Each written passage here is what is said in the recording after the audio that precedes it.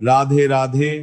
श्रावण मास महात्म्य के अंतर्गत देवों के देव महादेव की आराधना के इस परम पावन अवसर पर प्रार्थना टीवी के सभी दर्शकों का हृदय से स्वागत है। क्या आप जानती हैं कि सावन के महीने में हरी चूड़ियां पहनने का विशेष महत्व माना जाता है। मान्यता है कि हरी चूड़ियां माता पार्वती और भगवान शिव के आशीर्वाद का प्रतीक होती हैं। कहा जाता है कि जो सुहागन महिलाएं सावन में विधि विधान से हरी चूड़ियां धारण करती हैं, उनके वैवाहिक जीवन में सुख, शांति और समृद्धि बनी रहती है। हर हर महादेव। भक्तों, यदि आप विवाहित हैं और इस बार सावन में हरी चूड़ियां पहनने की तैयारी कर रही हैं, तो आज की यह वीडियो आपके लिए अत्यंत महत्वपूर्ण है, क्योंकि शास्त्रों में एक ऐसी बात बताई गई है जिसे बहुत कम महिलाएं जानती हैं। अधिकतर महिलाएं बाजार से हरी चूड़ियां तो खरीद लेती हैं, लेकिन उन्हें यह नहीं पता होता कि आखिर इन्हें किस दिन खरीदना सबसे शुभ माना गया है, किस समय पहनना चाहिए और कौन सी ऐसी छोटी सी गलती है जिसके कारण शुभ फल मिलने के बजाय अशुभ परिणाम भी देखने को मिल सकते हैं। यही कारण है कि कई बार पूरी श्रद्धा से पूजा पाठ करने के बाद भी मनचाहा फल प्राप्त नहीं होता। आज की इस वीडियो में हम विस्तार से जानेंगे सावन चूड़ियों का धार्मिक महत्व क्या है, इन्हें खरीदने का शुभ दिन कौन सा है, पहनने का सही समय क्या है, किन दिनों में भूलकर भी इन्हें नहीं खरीदना चाहिए और आखिर क्यों मां पार्वती को अर्पित करके पहनी गई चूड़ियां विशेष रूप से शुभ मानी जाती हैं। अगर आप चाहती हैं कि भोलेनाथ और मां पार्वती की कृपा आपके परिवार पर बनी रहे, पति की आयु, स्वास्थ्य और उन्नति के लिए आपका श्रृंगार वास्तव में मंगलकारी बने, तो इस वीडियो को अंत तक अवश्य देखिएगा। बीच में वीडियो छोड़ने की गलती बिल्कुल मत कीजिएगा, क्योंकि अंत में मैं एक ऐसा छोटा सा उपाय भी बताऊंगा जिसे बहुत कम महिलाएं जानती हैं। अगर आप भगवान भोलेनाथ और मां पार्वती में श्रद्धा रखते हैं तो वीडियो को अभी लाइक कर दीजिए।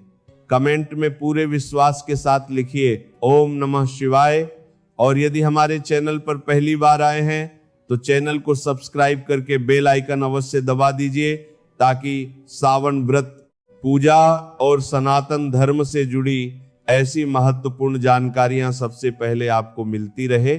चलिए बिना समय गवाए शुरू करते हैं।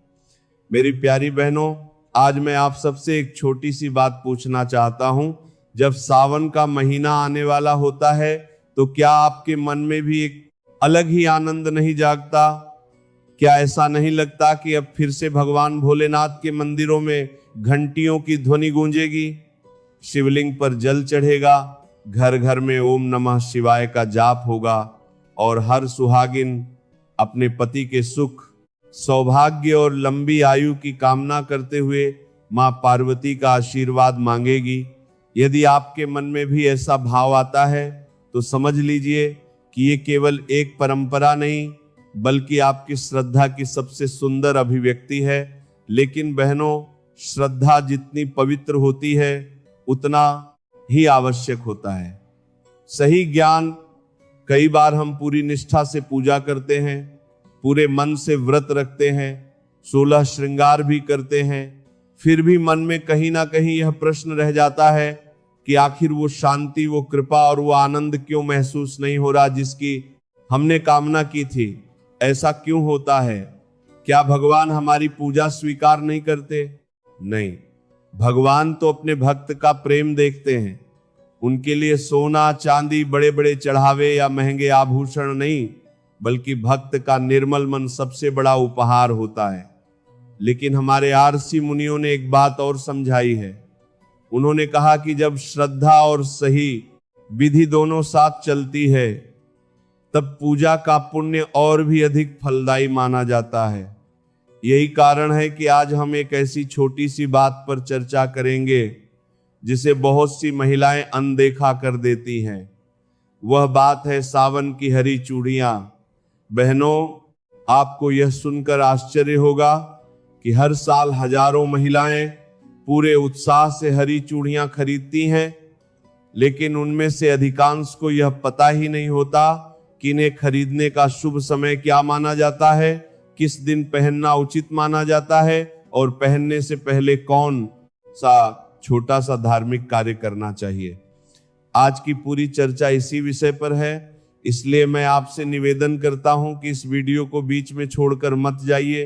हो सकता है कि आज आपको ऐसी बात पता चले जो आपने पहले कभी विस्तार से ना सुनी हो। यदि आपके हृदय में भोलेनाथ और मां पार्वती के प्रति श्रद्धा है तो वीडियो को अभी एक लाइक अवश्य कर दीजिए। कमेंट बॉक्स में पूरे विश्वास के साथ लिखिए ओम नमः शिवाय। और यदि आप सनातन धर्म, व्रत, पूजा, त्योहार और धार्मिक परंपराओं से जुड़ी ऐसी ही उपयोगी जानकारियां नियमित प्राप्त करना चाहते हैं तो हमारे चैनल को सब्सक्राइब करके बेल आइकन भी दबा दीजिए, ताकि आने वाली कोई भी महत्वपूर्ण वीडियो आपसे छूट ना जाए। बहनों, क्या आपने कभी इस बात पर ध्यान दिया, जब सावन शुरू होता है तो केवल प्रकृति ही नहीं बदलती, मन भी बदल जाता है। सूखी धरती हरी चादर ओढ़ लेती है, पेड़ों पर नई कोपलें निकल आती है, चारों ओर हरियाली फैल जाती है, मानो स्वयं प्रकृति यह संदेश दे रही हो कि जीवन में चाहे कितनी भी कठिनाइयां आई हो, एक नई शुरुआत हमेशा संभव है। यही कारण है कि सावन के महीने में हरे रंग का विशेष महत्व माना गया है।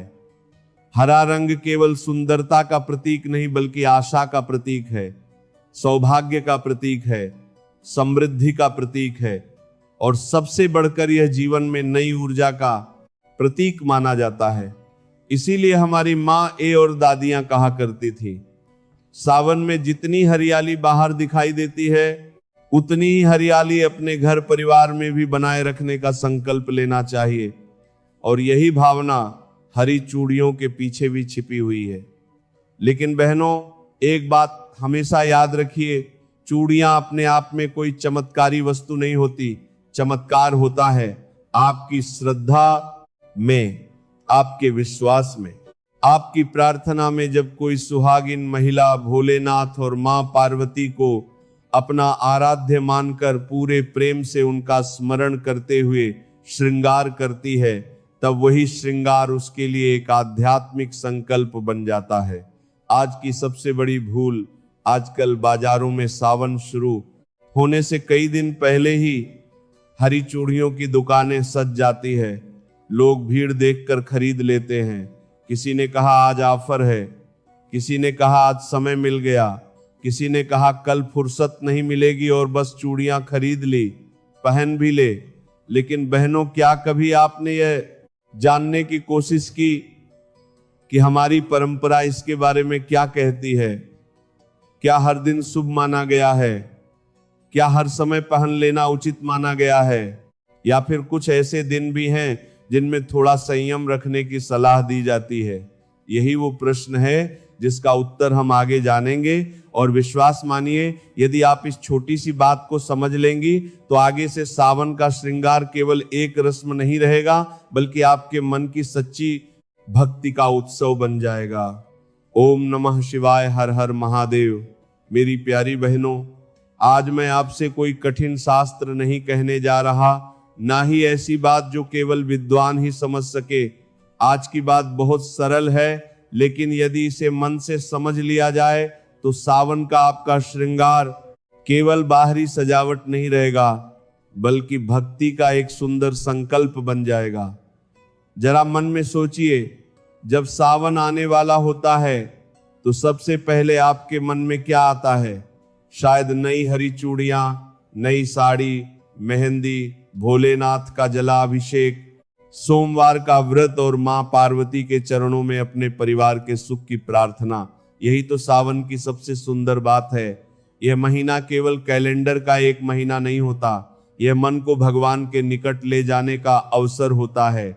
इसीलिए हमारे घरों में दादी नानी कहा करती थी, सावन में जितना मन भगवान में लगेगा उतना ही घर में प्रेम और शांति बढ़ेगी। बहनों, आजकल एक बात देखने को मिलती है, जैसे ही सावन पास आता है बाजार हरी चूड़ियों से भर जाते हैं। हर दुकान पर भीड़ लग जाती है, कोई डिजाइन देख रहा है, कोई रंग चुन रहा है, कोई जल्दी जल्दी खरीद कर घर लौट रहा है। लेकिन बहुत कम लोग एक प्रश्न पूछते हैं, क्या केवल हरी चूड़ियां खरीद लेना ही पर्याप्त है? क्या जिस दिन समय मिल जाए उसी दिन खरीद लेना ठीक है? क्या पहनने से पहले कोई विशेष भावना या प्रार्थना भी होनी चाहिए? यही से हमारी आज की चर्चा शुरू होती है। बहनों, याद रखिए, सनातन परंपरा में किसी भी वस्तु का महत्व केवल इसलिए नहीं होता कि वह सुंदर है। उसका महत्व इसलिए होता है क्योंकि उसके साथ एक भाव, एक संकल्प और एक आध्यात्मिक अर्थ जुड़ा होता है। हरी चूड़ियां भी उसी भाव का प्रतीक है। वे हमें हरियाली की याद दिलाती है। हरियाली केवल खेतों की नहीं, रिश्तों की भी होती है, घर की भी होती है, मन की भी होती है। जब मन सूख जाता है तो जीवन में आनंद कम होने लगता है। जब रिश्तों की हरियाली बनी रहती है तो कठिन समय भी सरल लगने लगता है। इसीलिए हमारे पूर्वजों ने सावन में हरे रंग को शुभता, आशा और मंगल का प्रतीक माना। लेकिन बहनों, एक बात हमेशा ध्यान रखिए, यदि कोई महिला ये सोच ले कि मैंने हरी चूड़ियां पहन ली, अब अपने आप सब ठीक हो जाएगा, तो ये समझ अधूरी है। धार्मिक परंपराएं हमें कभी भी केवल वस्तुओं पर निर्भर रहना नहीं सिखाती, वे हमें सिखाती हैं वस्तु से पहले भाव, श्रृंगार से पहले श्रद्धा और पूजा से पहले नम्रता। भोलेनाथ को बेलपत्र इसीलिए प्रिय नहीं कि वो दुर्लभ है, उन्हें वो प्रिय है जो प्रेम से अर्पित किया जाए। एक लौटा जल भी सच्चे मन से चढ़ाया जाए तो उसका महत्व बहुत बड़ा माना गया है। ठीक उसी प्रकार यदि हरी चूड़ियां भी भोलेनाथ और मां पार्वती का स्मरण करके धारण की जाए तो उनका आध्यात्मिक महत्व और बढ़ जाता है। एक छोटी सी घटना, एक गांव में दो पड़ोसन रहती थी। दोनों हर साल सावन का व्रत रखती थी, दोनों हरी चूड़ियां भी पहनती थी। पहली महिला बाजार से चूड़ियां लाती, पहनती और अपने काम में लग जाती। दूसरी महिला भी वही करती थी, लेकिन एक छोटा सा अंतर था। वो घर आकर सबसे पहले स्नान करती, फिर भोलेनाथ और मां पार्वती के सामने दीपक जलाती, हरी चूड़ियों को एक थाली में रखती, उन पर हल्दी और अक्षत अर्पित करती और हाथ जोड़कर कहती, हे भोलेनाथ, यदि श्रृंगार में कोई शुभता है तो वह आपकी कृपा से ही है। मेरे परिवार में प्रेम बना रहे, मेरे मन में अहंकार कभी ना आए और मेरी श्रद्धा हमेशा बनी रहे। फिर वह उन्हीं चूड़ियों को प्रसाद का भाव मानकर पहनती। बहनों, ध्यान दीजिए, दोनों ने एक जैसी चूड़ियां पहनी थी, लेकिन अंतर चूड़ियों में नहीं था, अंतर्भाव में था। और शास्त्रों का सार भी यही है, भगवान भाव के भूखे हैं। यही कारण है कि हमारे बड़े बुजुर्ग हर शुभ कार्य से पहले ईश्वर का स्मरण करने की सलाह देते थे। लेकिन अब एक महत्वपूर्ण प्रश्न आता है, क्या सावन में हरी चूड़ियां किसी भी दिन खरीद लेना उचित माना जाता है, या परंपराओं में कुछ ऐसे दिन बताए गए हैं जिन्हें अधिक शुभ माना गया है? और क्या कुछ ऐसे दिन भी हैं जिनमें खरीदारी टालने की सलाह दी जाती है? बहनों, यही से विषय और भी रोचक होने वाला है। अगले भाग में हम विस्तार से समझेंगे कि सावन में हरी चूड़ियां खरीदने का शुभ समय क्या माना जाता है, उन्हें पहली बार कैसे धारण करें और कौन सी छोटी छोटी सावधानियां इस पूरे श्रृंगार को और अधिक अर्थपूर्ण बना सकती हैं। बहनों, अब जरा अपने बचपन की एक बात याद कीजिए। जब भी सावन का महीना आता था, घर की बड़ी बूढ़ी महिलाएं कितने प्रेम से कहा करती थी, सावन आ गया है। अब घर में हरियाली भी आनी चाहिए और मन में भी हरियाली रहनी चाहिए। उस समय शायद हम इन बातों का अर्थ नहीं समझते थे। हमें तो बस इतना अच्छा लगता था कि घर में पूजा होगी, मेहंदी लगेगी, चूल्हे पड़ेंगे और माँ या दादी नई हरी चूड़ियां पहनेंगे। लेकिन जैसे जैसे जीवन आगे बढ़ता है तब समझ में आता है कि हमारे पूर्वज केवल रस्म निभाने के लिए यह सब नहीं करते थे। हर परंपरा के पीछे कोई ना कोई भाव अवश्य छिपा होता था। सावन की हरी चूड़ियां भी उसी भाव का एक हिस्सा है। बहनों, सोचिए, यदि कोई पौधा सूखने लगे तो हम क्या करते हैं? उसे पानी देते हैं, धूप का ध्यान रखते हैं, उसकी देखभाल करते हैं, क्योंकि हम चाहते हैं कि उसमें फिर से हरियाली लौट आए। ठीक उसी प्रकार परिवार भी एक पौधे की तरह होता है। यदि उसमें प्रेम, सम्मान, धैर्य और विश्वास का जल मिलता रहे तो वो हमेशा हरा भरा रहता है। और यदि मन में क्रोध, अहंकार और कटु वचन बढ़ जाए तो धीरे धीरे रिश्तों की हरियाली कम होने लगती है। यही कारण है कि सावन हमें केवल भोलेनाथ की पूजा करना नहीं सिखाता, बल्कि अपने व्यवहार को भी मधुर बनाने की प्रेरणा देता है। श्रृंगार का अर्थ केवल सजना नहीं है।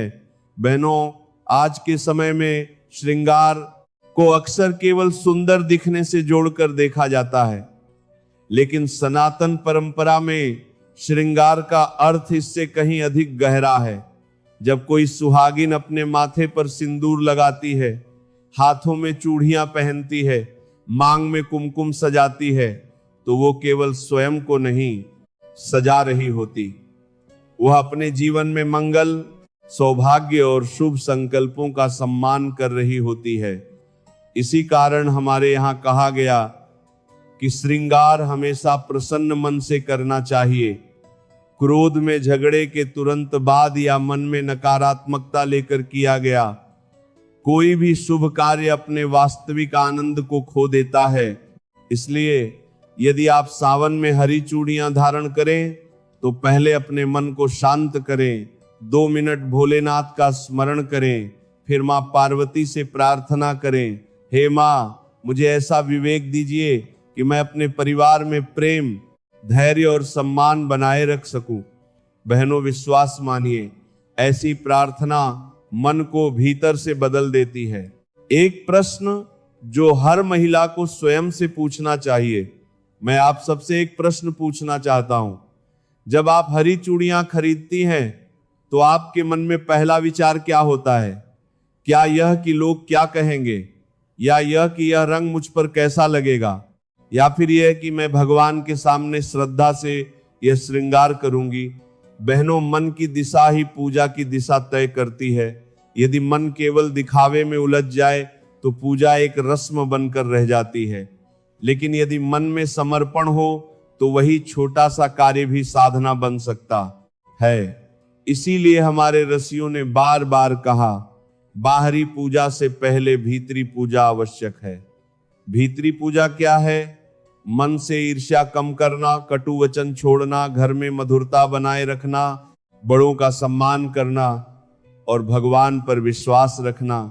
यदि यह भाव हमारे भीतर आ जाए तो हरी चूड़ियां केवल हाथों की शोभा नहीं बढ़ाती, वे हमें हर दिन हमारे संकल्प की याद दिलाती है। लेकिन यही अधिकांश लोग एक भूल कर बैठते हैं। बहनों, अब मैं आपको एक ऐसी बात बताने जा रहा हूं जिसे अक्सर नजरअंदाज कर दिया जाता है। कई लोग सोचते हैं कि शुभता केवल वस्तु में होती है, लेकिन हमारी परंपरा कहती है शुभता वस्तु में नहीं, उसके उपयोग के भाव और मर्यादा में होती है। यही कारण है कि किसी भी पूजा की सामग्री को आदर से रखने की सलाह दी जाती है। यदि आपने हरी चूड़ियां खरीद ली है तो उन्हें घर लाकर किसी साफ स्थान पर रखें।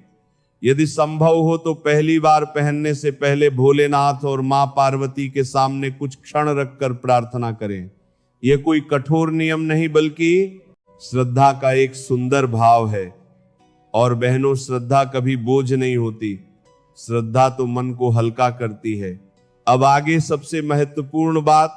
अब प्रश्न यह है, आखिर सावन 2026 में कौन सा दिन हरी चूड़ियां खरीदने के लिए अधिक शुभ माना जाता है?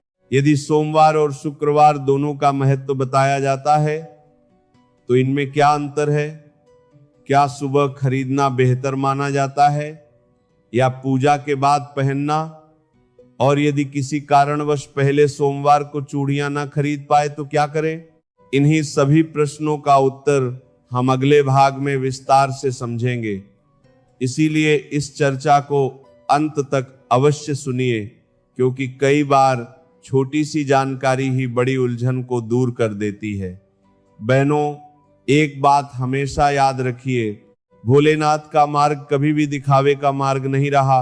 आपने देखा होगा कि स्वयं महादेव ने कभी राजसी वस्त्र धारण नहीं किए, भस्म को अपना आभूषण बनाया, बागंबर को अपना वस्त्र बनाया, गले में सर्प धारण किया और कैलाश जैसे शांत स्थान को अपना निवास बनाया। इसका संदेश क्या है? यही कि भोलेनाथ हमें सादगी, संतोष और सच्चे भाव का महत्व सिखाते हैं। इसीलिए जब भी हम सावन में कोई भी पूजा करें तो हमारा पहला उद्देश्य भगवान को प्रसन्न करना होना चाहिए, न कि संसार को दिखाना।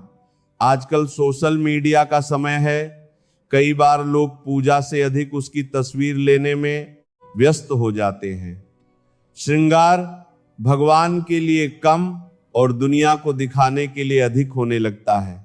लेकिन बहनों, जरा मन में विचार कीजिए, क्या भगवान को हमारी तस्वीर चाहिए या हमारा प्रेम? उत्तर तो आप स्वयं जानती हैं। माँ पार्वती हमें क्या सिखाती हैं? जब भी सावन का नाम आता है, भोलेनाथ के साथ माँ पार्वती का स्मरण अपने आप हो जाता है। धार्मिक कथाओं में माँ पार्वती को धैर्य, समर्पण, करुणा और अटूट विश्वास का स्वरूप माना गया है। उन्होंने कठिन तप किया, लंबे समय तक धैर्य रखा और अपने आराध्य के प्रति विश्वास कभी नहीं छोड़ा। यही कारण है कि सुहागिन महिलाएं उन्हें अखंड सौभाग्य का प्रतीक मानकर उनकी पूजा करती हैं। लेकिन बहनों, यदि हम केवल उनके सामने दीपक जला दें और उनके गुणों को अपने जीवन में ना उतारे तो पूजा अधूरी रह जाती है। माँ पार्वती हमें सिखाती हैं, घर में प्रेम बनाए रखना भी पूजा है, बड़ों का सम्मान करना भी पूजा है, किसी दुखी व्यक्ति की सहायता करना भी पूजा है, कटु वचन बोलने से बचना भी पूजा है और भगवान का स्मरण करते हुए अपना कर्तव्य निभाना भी पूजा है। इसीलिए सावन का महीना केवल व्रत रखने का महीना नहीं, अपने स्वभाव को और अधिक मधुर बनाने का भी अवसर है। हरी चूड़ियां केवल सौभाग्य का प्रतीक नहीं। बहनों, बहुत लोग कहते हैं हरी चूड़ियां पहन लो सब ठीक हो जाएगा, लेकिन सनातन धर्म कभी ऐसा नहीं कहता। धर्म हमें कर्म का महत्व भी सिखाता है। यदि घर में प्रेम रहेगा, यदि परिवार में सम्मान रहेगा, यदि पतित एक दूसरे की भावनाओं को समझेंगे, यदि भगवान का स्मरण रहेगा, तो घर का वातावरण अपने आप सुखद बनने लगेगा। हरी चूड़ियां हमें इसी शुभ संकल्प की याद दिलाती हैं। जब भी वे हाथों में खनकती हैं, मानो हमें याद दिलाती हैं, अपने शब्द भी इतने ही मधुर रखो जितनी मधुर इन चूड़ियों की ध्वनि है। क्या ही सुंदर संदेश है। एक छोटी सी सीख बहनों, यदि किसी दिन आपका मन बहुत परेशान हो, घर में किसी बात को लेकर तनाव हो या किसी कारण से मन अशांत हो, तो उस दिन भोलेनाथ के सामने 2 मिनट शांत बैठ जाइए। कुछ मांगिए मत, बस इतना कह दीजिए, हे भोलेनाथ, मुझे सही निर्णय लेने की बुद्धि दीजिए, मेरे मन को शांत रखिए, मेरे परिवार में प्रेम बनाए रखिए, विश्वास मानिए, हर समस्या तुरंत समाप्त हो जाए। ऐसा वादा कोई नहीं कर सकता, लेकिन मन अवश्य मजबूत होता है और जब मन मजबूत होता है तो कठिन परिस्थितियों का सामना करना भी आसान हो जाता है। यही तो भक्ति का सबसे बड़ा फल है। अब आती है वो बात जिसका इंतजार हर सुहागिन करती है। बहनों, अब तक हमने हरी चूड़ियों का भाव और महत्व समझा, लेकिन अब सबसे महत्वपूर्ण प्रश्न है, आखिर सावन 2026 में हरी चूड़ियां कब खरीदनी चाहिए? क्या पहले सोमवार, क्या पहला शुक्रवार, क्या कोई विशेष तिथि या सुबह का समय अधिक शुभ माना जाता है, या पूजा के बाद पहनना चाहिए? और यदि किसी कारणवश उस दिन खरीदना संभव ना हो तो क्या करें? इन्हीं सभी प्रश्नों का उत्तर हम भाग 2 में विस्तार से जानेंगे। वही हम यह भी